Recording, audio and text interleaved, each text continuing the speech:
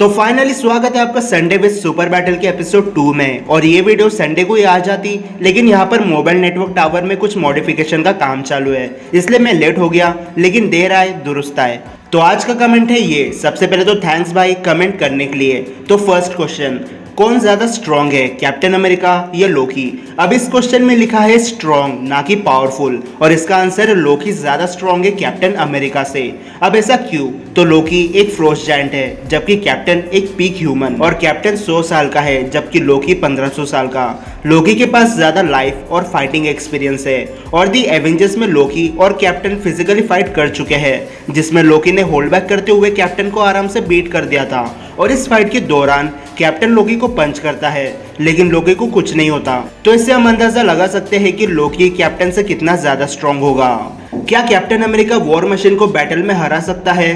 तो अगर हम ऐसा सोच के चले कि ये दोनों सुपर हीरोज एक दूसरे को आखिरी सांस तक बिना होल्ड बैक करते हुए मारेंगे, तो यहाँ पर कैप्टन अमेरिका के जीतने के कोई चांसेस नहीं है। वॉर मशीन एक हाईली वेपन मॉडिफाइड आर्मर है, जिसके वेपन्स इतने पावरफुल है कि एक पूरी सिटी को डिस्ट्रॉय करके रख दे। और अगर वॉर मशीन हवा में रहते हुए फाइट करे तो कैप्टन उसे नहीं हरा सकता। लेकिन अगर कैप्टन खुद को प्रिपेयर करके जाए तो हो सकता है कि कैप्टन वॉर मशीन को बीट कर दे। तो एट द एंड क्या कैप्टन वॉर मशीन को बीट कर सकता है? आंसर है हाँ, लेकिन इस सिचुएशन और कैप्टन के वेपन्स और स्ट्रेटेजी पर डिपेंड करता है। क्या थॉर ओडिन से ज्यादा पावरफुल है? तो अगर बात करें फिजिकल स्ट्रेंथ की तो हमें नहीं पता। ओडिन ने कभी एमसीयू में अपनी फिजिकल स्ट्रेंथ यूज नहीं की, लेकिन जितना एक एसगार्डियन ओल्ड होता है उतना ही वो स्ट्रॉन्ग बन जाता है। इसलिए हम ऐसा बोल सकते हैं कि ओडिन थॉर से ज्यादा स्ट्रॉन्ग है। अब ओडिन ने कहा था कि थॉर उससे ज्यादा स्ट्रॉन्ग है, और हो सकता है कि थॉर ओडिन से ज्यादा स्ट्रॉन्ग बन जाए।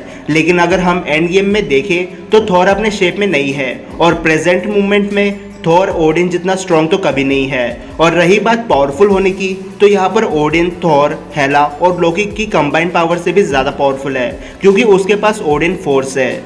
ओडिन चाहे तो एक स्पेल में थॉर को एक नॉर्मल ह्यूमन बना सकता है। ओडिन ने हेला को कैद कर दिया था, वही हेला जिसके सामने थॉर ने खुद कहा था कि वो उसको कभी नहीं हरा सकता। और त्रेता युग में ओडिन ने सर्टर को बीट किया था, जो एम्पावर्ड था इटर्नल फ्लेम से। और सर्टर के इस वाले वर्जन को तो हेला तक बीट नहीं कर पा रही थी, और ना ही थॉर, लेकिन ओडिन बीट कर चुका है। इसलिए ओडिन थॉर से ज्यादा स्ट्रॉन्ग और पावरफुल है अभी के लिए। थॉर लव एंड थंडर और एवेंजर्स 5 में अगर थॉर हुआ तो हमें पता चल जाएगा कि थॉर ओडिन फोर्स के साथ कितना ज्यादा पावरफुल है। वैसे आप मुझे कमेंट्स में बताओ कि क्या आपको लगता है कि थॉर एवेंजर्स 5 में होगा या नहीं।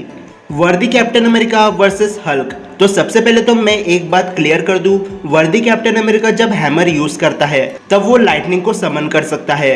कैप्टन फिजिकली थॉर जितना स्ट्रॉन्ग नहीं बन सकता, और ना ही वो गॉड ऑफ थंडर है। लेकिन अगर बात करें वर्दी कैप्टन वर्सेस हल्क की, तो यहाँ पर हल्क म्यूनर होल्ड करने वाले कैप्टन को बीट कर सकता है, क्योंकि सबसे पहली बात, कैप्टन को म्यूनर चलाने का एक्सपीरियंस ना के बराबर है, और म्यूनर के साथ भी कैप्टन थैनोस के सामने हार गया था। और जितनी जोर से कैप्टन म्यूनर से हिट कर सकता है, उससे कई ज्यादा ताकत से हल्क पंच कर सकता है।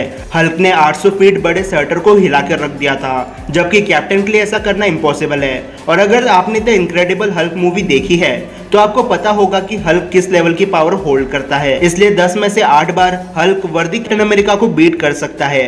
2 बार कैप्टन अमेरिका इसलिए जीत जाएगा क्योंकि हो सकता है पॉसिबिलिटी। कौन ज्यादा फिजिकली स्ट्रॉन्ग है, कैप्टन अमेरिका या स्पाइडरमैन? Of course Spiderman. अब इस बात में कोई शक नहीं कि कैप्टन अमेरिका की स्ट्रेंथ लिमिट एमसीयू में एग्जिस्ट नहीं करती है, लेकिन एट द एंड कैप्टन एक पीक ह्यूमन है, जबकि स्पाइडरमैन एक सुपर ह्यूमन। स्पाइडी एक पीक ह्यूमन से काफी ज्यादा पावरफुल, ड्यूरेबल और फ्लेक्सिबल है। और एंड गेम के बाद भी पीटर एक टीनेजर है, जबकि कैप्टन अमेरिका की एज 100+ है। तो ऑन स्क्रीन भले ही कैप्टन अमेरिका ज्यादा स्ट्रॉन्ग दिखता हो, लेकिन स्पाइडरमैन टाइम के साथ और भी स्ट्रॉन्ग बन जाएगा। और स्पाइडरमैन सिविल वॉर में दिखा चुका है कि उसकी स्ट्रेंथ के सामने सुपर सोल्जर्स फीके पड़ जाते हैं।